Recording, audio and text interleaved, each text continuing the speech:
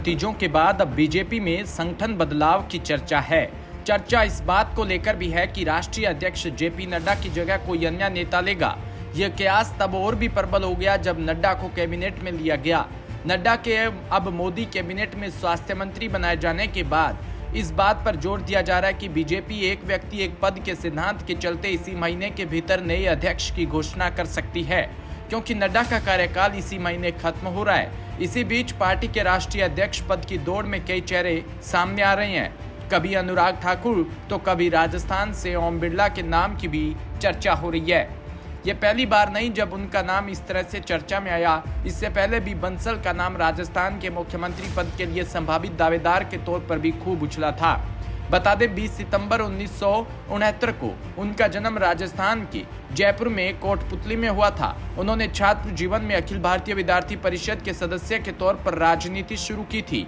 साल 1989 में वो राजस्थान यूनिवर्सिटी के महासचिव भी चुने गए थे।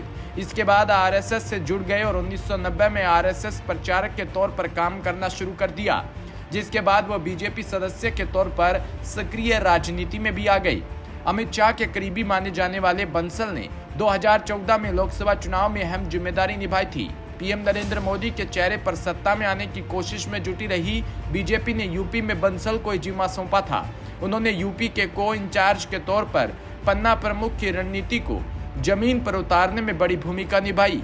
इसके बाद शाह और बंसल की जोड़ी को यूपी में अहम माने जाने लगा था।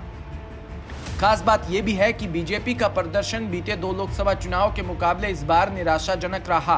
पार्टी को महाराष्ट्र, उत्तर प्रदेश, राजस्थान, हरियाणा और कर्नाटक में बड़ा नुकसान झेलना पड़ा।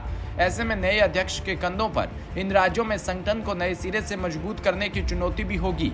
अगर कर्नाटक को छोड़ दे तो कई राज्यों में सरकार और संगठन का तालमेल बिठाना भी काफी अहम होगा। ऐसे में अपने पुराने अनुभवों के चलते बंसल कुशल संगठनकर्ता के तौर पर पार्टी की पसंद हो सकते हैं।